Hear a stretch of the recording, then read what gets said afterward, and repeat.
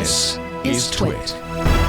And Ron, you have the first. I should also mention, if you want to send us emails, you can. AAA@twit.tv is where to do that. Ron, you got the first one. Yeah, so Phil writes in and says, I've never used audiobooks, preferring to read rather than listen. However, due to a recent development in my life, reading has become difficult, hopefully temporary, but possibly permanent. I'm sorry, Phil. I'm sorry to hear that. Having never researched them, I want to know what apps you guys use, or which ones would you recommend I try? I've watched the TWiT network since the cottage days, have seen every All About Android show, and value your opinions and recommendations. Thanks, Phil. And I got to commend you for taking what potentially could be a rough situation and trying to find a spin on it and finding a way to enjoy books and still enjoy reading. And audiobooks definitely can still do that for you. Oh, they're great.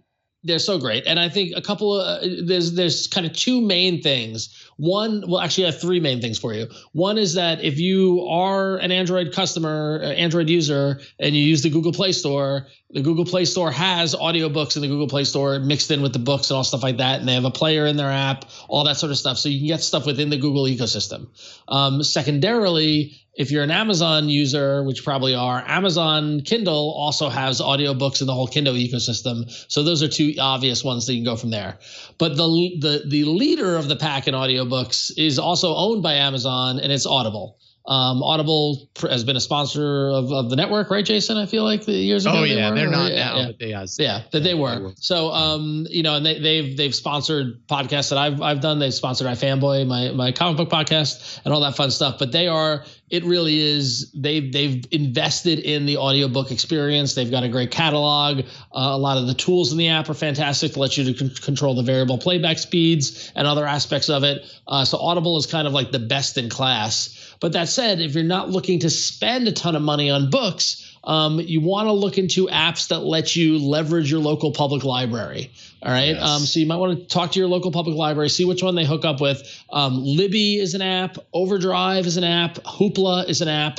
All three of those work with your local public library, depending on which ones they're set up with, and allows you to rent audiobooks as you would rent a book from the library. And it's very convenient, very easy to use. And that way you're not spending a ton of money on books. So I would strongly recommend Audible or talking to your local library to see which platform they're set up on. But Libby, Overdrive, or Hoopla, one of those three are going to get you what you need.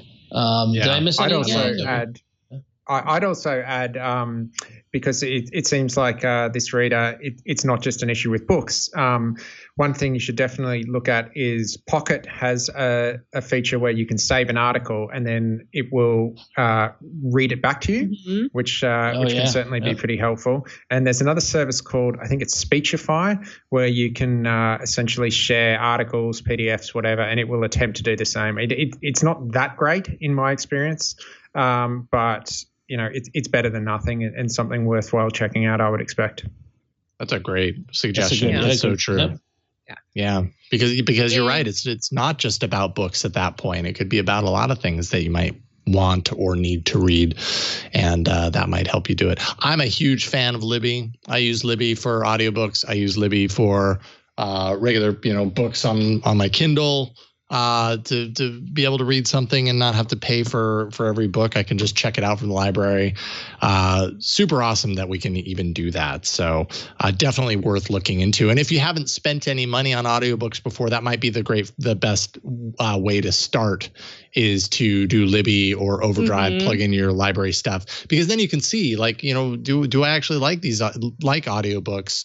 And then you get to the point where I'm at, where I've got an Audible subscription and I'm always getting new books every month because they're just so great. So, and if you want to support long form journalism, Audm, AUDM, is a really great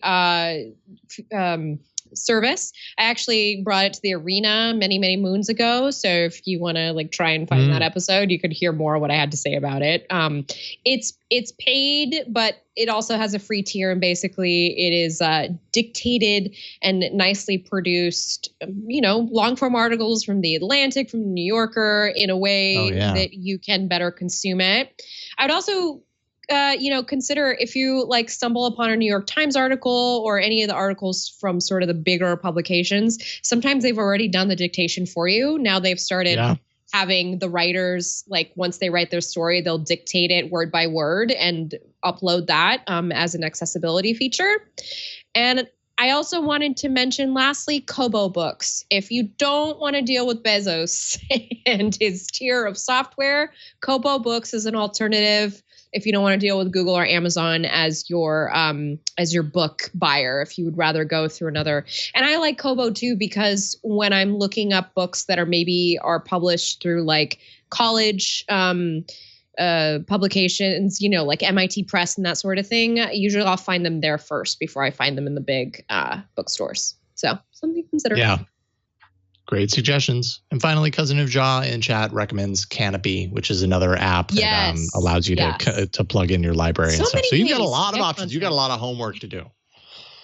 And I think you're going to enjoy the homework because it's content Christmas. It's content Christmas. There we go. Thank you so much for writing in, Phil. There's also one other thing that comes to mind is I think it's exclusive to the Pixels is the sort of closed caption functionality, right? The live transcriptions. Yeah. Yep. Yeah, maybe that's well, and that's not exclusive to the Pixels anymore. They've opened that up. You can find that on I think OnePlus devices, on Samsung devices.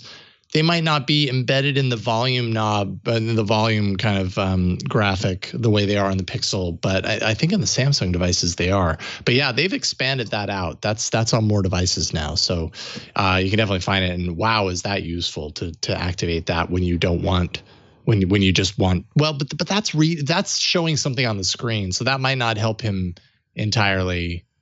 If he's having a hard time reading. That is entirely unhelpful when I read back the question. I apologize. That's okay. I mean, but at the same time, like it kind of illustrates just how accessibility has increased to a point to where we have a lot of options, a lot of different solutions that we did not have before. And that's kind of the beauty of where we're at with mobile computing right now, is that you can do so many things now that you couldn't do 10 years ago. It was a lot more difficult to find books, to find audiobooks the way we can now. It's so much easier now, and to have everything on your phone read to you, in text in real time. It's crazy that we can do what we do. So we brought it back in.